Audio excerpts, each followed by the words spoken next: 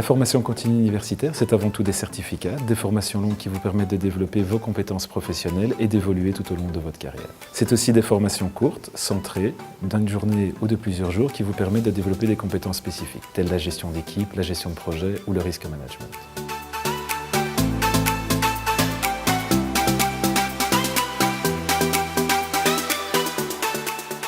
Alors, ce qui démarque cette formation à l'ULB par rapport à d'autres formations qui sont données dans d'autres institutions ou opérateurs de formation, tout d'abord, c'est le fait que c'est à l'ULB.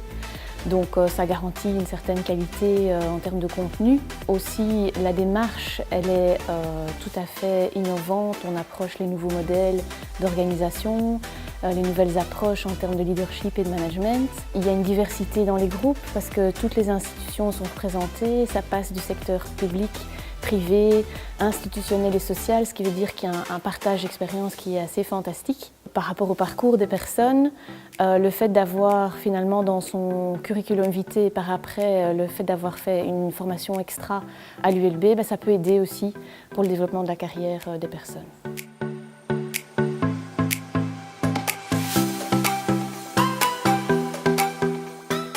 Je me suis inscrite à la formation gestion d'équipe parce que dans le cadre de mon travail, je vais devoir travailler avec plusieurs de mes collègues, déléguer pas mal de tâches et donc je voulais avoir quelques outils pour pouvoir fixer les objectifs et travailler au mieux dans une bonne ambiance au sein du bureau. Quand j'ai vu l'explicatif de la formation, ça me semblait vraiment bien concret avec des outils intéressants et donc c'est vraiment l'explicatif de la formation qui m'a donné envie de la suivre. Je dirais qu'il y a 3 éléments. Il y a d'abord l'intensité, ensuite il y a la robustesse et enfin il y a le savoir-faire.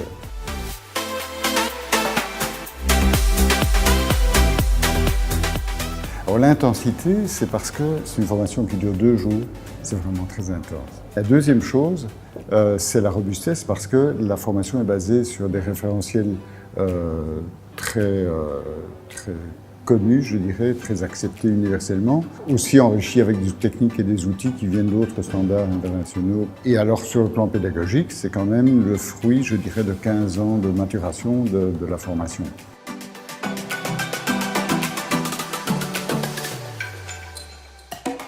Au niveau du savoir-faire, l'objectif, si vous voulez, c'est que la formation permette aux participants véritablement d'appliquer ce qu'ils ont appris dès qu'ils sortent de la formation, qu'ils soient vraiment capables de gérer un projet en toute autonomie.